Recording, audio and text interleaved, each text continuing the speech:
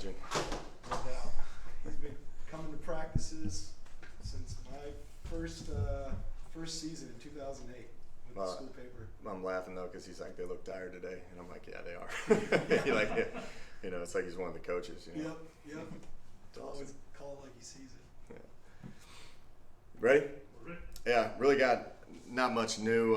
You know, just kind of wrapping up spring. We got one more practice tomorrow. Been a grind of a week. Really been a grind since really Thursday. Going Thursday, Friday, Saturday, and a day off on Sunday, and then Monday, Tuesday, Wednesday with our last practice tomorrow. Again, they're lighter practices. We're getting a lot of one-on-one individual work, and we got to put the ball down a little bit and get some situational team settings in today, which was good to see. But you know, we're moving forward. We got one practice tomorrow. We got exit meetings with all of our players, and then they'll be wrapping up finals. Really, probably some can get out of here Friday. You know, just based off of where things are. So you know, and some unfortunately will have to stay if they have in-person classes and all that stuff. So they're going to wrap up their academics and exit meetings over the next week to 2 weeks, and then they'll have a good little vacation. You know, good little off time. This is their vacation to kind of get away and go home and see family, and we'll get them back up here on Memorial Day because we'll start classes on June 1st and summer workouts. So kind of looking forward to that transition, and I think these kids are too, because it's been a long off season. Like I said earlier, it was the longest off season workout, strength and conditioning we've ever had. You know, and then with the stretch of really a 2 week pause in our spring practices, it's been a long spring, but a lot of quality work that we've gotten out of there. Great evaluations, and you know, let's finish this thing strong tomorrow and have some momentum going into the off season and into the summer workouts. So. Yeah, today we got Coach Gamble, and Sione and Kenny. So we got linebackers going today. So you guys will enjoy those conversations. So, all right, question. Yeah, you got the month off coming up after practice, about a month, I guess. How big is that, considering that they have had this long extended off season? I mean, we're damn near May and still doing spring practices. How important is that for recovery? It's huge for recovery right now. You know, when you go through a spring football or season in general, you know, it's a wear and tear on your bodies. It is. So like these kids are, I think, pretty excited to have a month off. You know, like if you think about it, you know, they'll be ending around May 1st and be coming back May 31st on Memorial Day for a team meeting because we start June 1st. So that's going to be big for anybody. It'll be good to go home and see family and catch up with them and to challenge them to you know, keep working out and keep putting on the gains that they've been doing. You know, like if you look, like we've had these conversations in here about how much bigger we are from a nutritional standpoint, and that's always my concern when you let a team go home for a break. But you know, you need to. But you know, you could have guys lose weight, and you have guys put on a lot of weight. So you know, we've got to keep them monitored over the break and make sure that they're doing the right things. But it is a break needed by everybody. You know, so. I think we're all fired up to get this last practice over and finish up strong academically and go home and see family and kind of clean up some loose ends before we start this thing back up June 1st. You know, we got the linebackers today, like you mentioned. I don't think I've gotten to talk to Sione Tupo, but I've been seeing him a lot out there in the spring, at least early on, before the little break earlier. How integral to this linebacking room is he, and how much do you think he'll really be a part of the rotation? Yeah, he's going to be deep in the rotation. Sione, again, it's year 2, so he's very familiar with the calls and everything. He kind of came in during the summertime in a COVID period last year, and then kind of had to work through some things throughout the course of the season. And now he's here and he's had a solid off season, and he's put together a lot of great practices. But you know, he's a very physical force in the box, and that's something that we need him to keep continuing. And you know, just he's played a lot of football. You know, he's from Allen High School. He was at UTEP, played a lot of football there, and then he's played a lot for us already. So his experience is going to be needed because we do have some younger guys in that room that I think are going to be very good players, but they're young players, and we need that leadership from Sione moving forward. Do you see him more inside or outside? I think he's more inside, right? He's inside, yeah, because you know he's a guy that he can hit the gaps. He's going to bring a pretty physical force, especially when you get teams that are gap teams and they're pulling a lot of guards and centers and tackles, and he can set the edge. Like you do gap schemes to try to block down and kick out and move people if you feel like you're big. And if Sione, he brings a pretty good physical presence to stop that and kind of stalemate the play. So looking forward to him having a big year, because he's already kind of like with this COVID year and stuff. They've been here forever.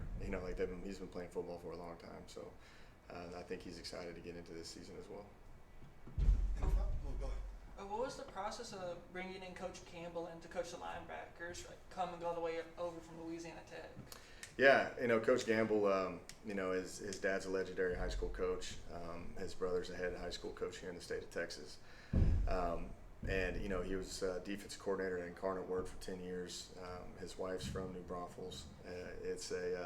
It was a easy fit for us.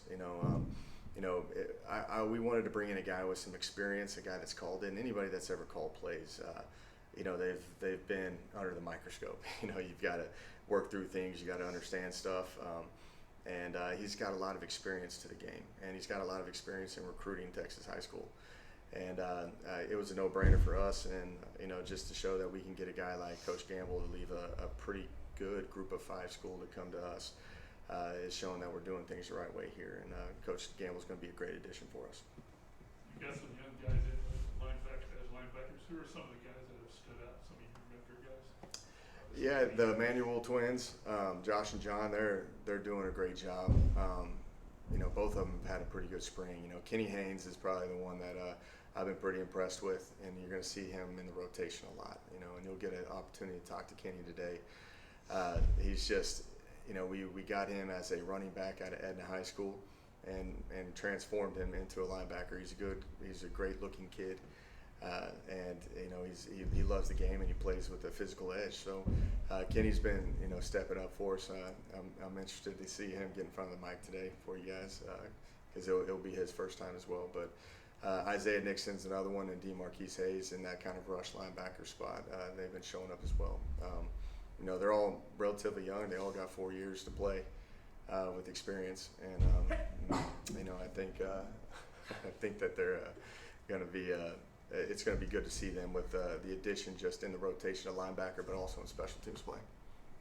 We talked a little bit yesterday about receivers and how recruiting. You're still looking for maybe 3 or 4. You said, What's the situation with linebackers? Kind of the same deal. Same deal. We're working through that. Typically, a lot of those numbers kind of move around, but I'm looking to see about 2 more linebackers come in, 1 to 2 more. Based off of the DB situation and the line situation, and it's just going to be where the best one's needed. But you'll see another body to 2 bodies come in at that position. When we were talking about the spring game, seeing how the defense was kind of limited, a lot of your young players were able to step up, especially in that linebacker core. Did you see any improvement from the spring game, or did you see anything that needed to be worked on? Or? Yeah, everybody's got to improve. There was a lot of young bodies being played out there that played a lot of snaps, and I just like seeing Kenny and Josh and Isaiah and DeMarquise running around. There was I don't know if you remember the play to Tweeter at Chandler. That was a long slant route across the middle. Well, DeMarquise chased it down. They're playing with great effort, and they've got a lot of potential. So, and we just got to keep playing snaps. That's what we got to do with those, because they're young guys. And you sit there and you evaluate the spring game, and everybody's going to be upset offensively and defense based off of performance, but a lot has to do with depth and trying to get people in the game and make it work and match. But I saw physical hits out there. I saw collisions. I saw people playing with physicality and effort, and that's the stuff that I'm pleased with, and that's the stuff that we need to keep doing moving forward. With just 1 day left, obviously you guys are not tackling like you said last Saturday, kind of taking it easy. What's the goal for tomorrow, for the last day before you send them off? What do you want to stick with? We still got to get some scenarios in and some situations just to make sure that we get it on tape, that we can coach it moving forward when we get into the summertime. And like I've said in here, we've got a lot more bodies coming in the summer. So we've got to get installations in, we got to get discussions and tape so we can do the proper teaching over the summer. So that's what we got to get accomplished tomorrow. Today I was trying to call all the stuff that I don't have much tape on. So we ran the cut-ups of just every single play that we have, just talking about from an offensive perspective. And you start looking through the cut-ups, and you're like, we need to get more, looks at these type of plays. So I end up calling them a lot more in these next settings. We got to get some kind of short yardage looks as well. And I think that will end spring on a pretty good high note because we've gotten a lot of reps. We got a lot of quality reps at tackling before we took the break. And then we come in and we have a pretty good idea and a generalization of what we're going to do moving forward. So it's mainly stay healthy, get some good quality tape out of it. We've been cutting down individual a little bit now just to get some more quality tape in these cut-ups so we can teach over the summer. What's the one thing you really accomplished this spring, Coach, that you look back at spring and got this? I think that you got new coaches, you got some new players, and I think we all are getting on the same page from an offense and defensive staff.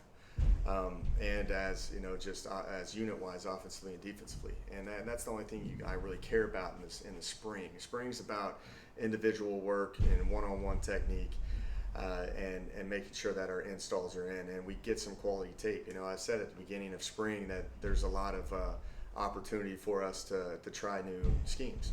Coach Gamble comes in from La Tech and has a lot of experience at Incarnate Word, so let him talk and do some things that can maybe tweak some stuff. And same thing with Jim Turner. Jim Turner and I have had a lot of conversations on run game and his thoughts, and we're all just getting on the same page. So spring's about making sure that you are building the continuity and the direction moving forward. So when you get into summertime, you can hit it running with the new guys, get those installs in through June and July. So when you get to fall camp, you're ready to play some ball. One person I thought of after yesterday, Jacob Horn. We haven't talked about him much. How's he doing? Is he still around? Or? Jacob Horn, he ended up leaving. He ended up transferring out, and I think he's going to try to go junior college. Okay. Anything else? All right. Thank you. Yep.